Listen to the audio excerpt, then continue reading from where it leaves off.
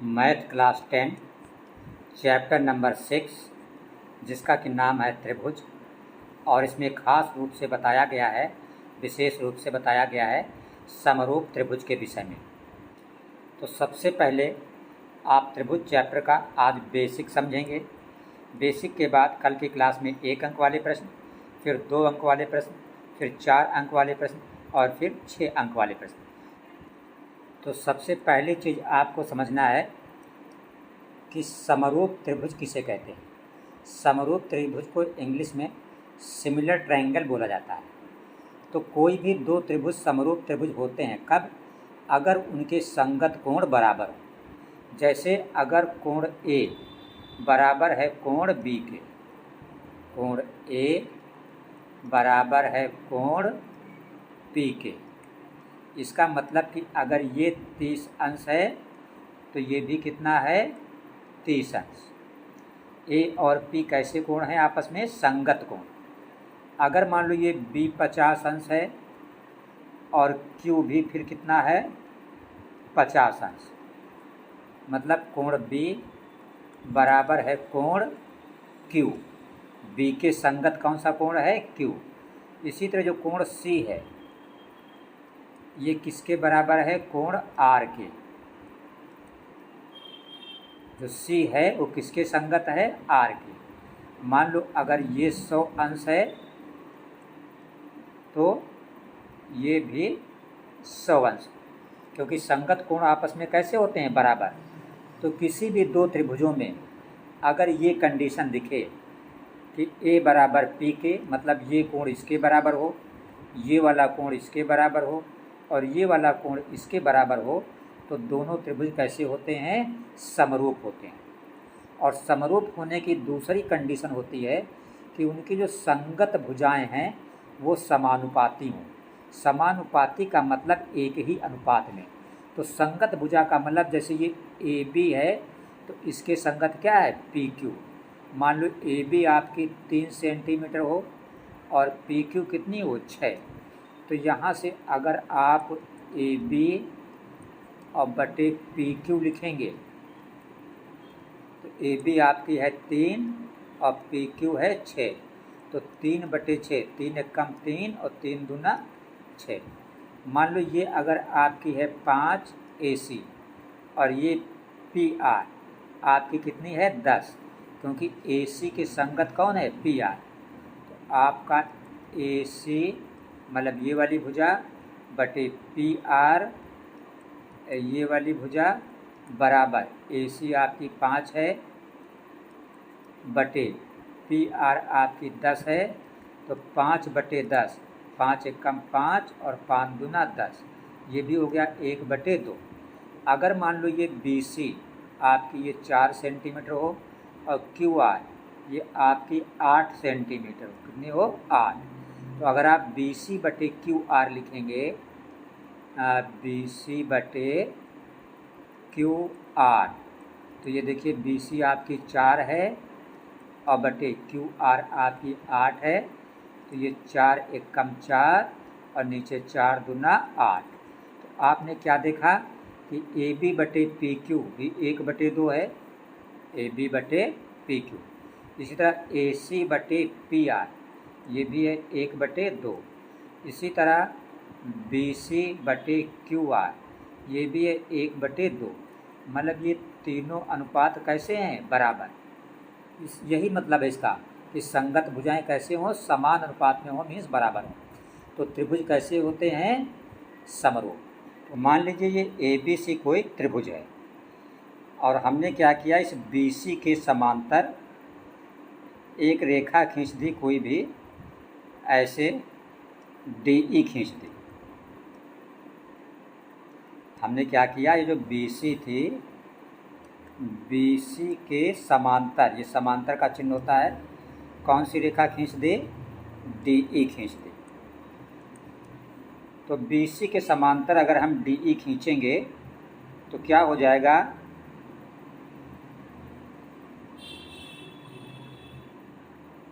तो जब हम BC के समांतर कोई भी रेखा खींचते हैं, इसका मतलब किसी दिए हुए त्रिभुज में किसी एक भुजा के समांतर कोई रेखा खींचते हैं तो रेखा क्या करती है, शेष दो भुजा का मतलब ए बी और ए सी को समान अनुपात में विभाजित कर देती है। तो इसलिए जो ए डी हिस्सा होगा, ए डी बटे ये बी डी बराबर हो जाएगा ए ई बटे सी ई। ठीक है, बस यही है आधारभूत समानुपातिकता प्रमेय जो यहाँ पे लिखा हुआ है कि अगर हम किसी भी त्रिभुज में, यदि किसी त्रिभुज की एक भुजा के समांतर, जैसे त्रिभुज ए बी सी था, उसकी एक भुजा हमने क्या लिया, बी सी, इसके समांतर हमने रेखा कौन सी खींची, डी ई।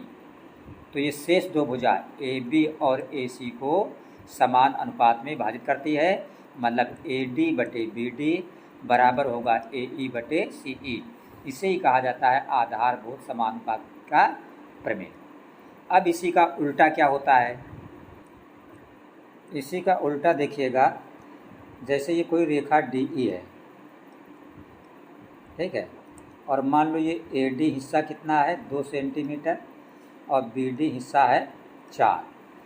तो ए डी बटे बी डी अगर आप लिखेंगे, ए डी बटे बी डी, तो ए डी कितना है आपका 2 सेंटीमीटर, और बटे ये बी डी कितना है 4।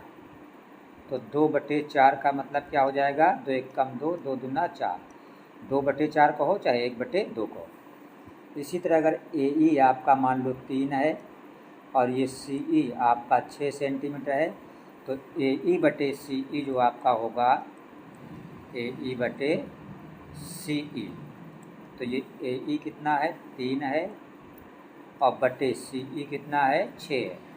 तो 3/6 का मतलब भी 1/2, 3 कम 3, 3 दूना 6। तो जब भी इस तरह कि दिस अपान दिस इक्वल हो दिस अपान दिस, तो इसका मतलब जो रेखा होती है ये इसके क्या होती है, समांतर होती है। ये इसी का क्या है, उल्टा है। तो ये था आपका आधारभूत समानुपातिकता का प्रमेय। देखिए, त्रिभुज समरूप होने की जो कंडीशन होती है, वो पहली कंडीशन ये है, कोण कोण कोण। कोण को इंग्लिश में एंगल कहा जाता है, इसलिए ए लिखा है। इसका मतलब है कि जैसे मान लो एक त्रिभुज आपका ये है और एक त्रिभुज आपका ये है। ये मान लो इस त्रिभुज का नाम है ए बी सी, और इस त्रिभुज का नाम मान लो है डी ई एफ। और इसमें अगर आपको ये दिया हो कि कोण ए बराबर है डी के, और ये बी वाला बराबर है ई के, और ये सी वाला बराबर है एफ के, तो इसका मतलब ये दोनों त्रिभुज कैसे हैं, समरूप, और ये समरूप का चिन्ह होता है। ठीक है, और इसको क्या कहा जाएगा, इसको कहा जाएगा कोण कोण कोण समरूपता। दूसरा आपका होता है भुजा भुजा भुजा। भुजा को इंग्लिश में साइड कहते हैं, इसलिए एस एस एस, समरूपता। ठीक है, इसका मतलब है कि जैसे ये ए बी 3 है और डी ई 6 है, तो ए बी बटे डी ई, ए बी बटे डी ई ये बराबर हो गया 3/6, मतलब 3 1 कम 3, 3 दूना 6। इसी तरह अगर ये ए सी मान लो 1 सेंटीमीटर है और डी एफ 2 सेंटीमीटर है, तो ये आपका ए सी बटे डी एफ बराबर हो गया 1/2। इसी तरह जब बी सी मान लो ये 4 है, 4 सेंटीमीटर, ई एफ मान लो 8 है, कितने है 8, तो बी सी बटे ई एफ, बी सी बटे ई एफ ये बराबर हो जाएगा 4/8 बराबर 1/2। तो हमने यहाँ पे क्या देखा, हमने देखा कि ये भी 1/2 है, ये भी 1/2 है, और ये भी 1/2 है। तो ये दोनों त्रिभुज कैसे हैं, समरूप त्रिभुज हैं। इसी को कहा जाता है भुजा भुजा भुजा समरूपता।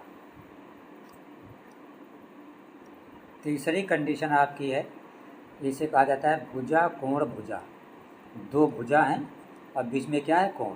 जैसे मान लो ये ए बी 3 सेंटीमीटर है, तो ए बी की संगत क्या है, डी ई, ये 6 सेंटीमीटर। बी सी मान लो 4 सेंटीमीटर है, और बी सी की संगत कौन है, ई एफ, ये 8 सेंटीमीटर है। यहाँ देखिए 3/6 बराबर क्या होगा, 1/2। यहाँ पे देखिए 4/8 क्या होगा, ये भी 1/2। और बीच का मान लो ये कोण 50 अंश है, और ये भी कोण 50 अंश है। तो ये दोनों त्रिभुज कैसे होंगे, समरूप होंगे। इसी को कहा जाता है कोण भुजा कोण समरूपता। तो ये था आपका बेसिक त्रिभुज चैप्टर का।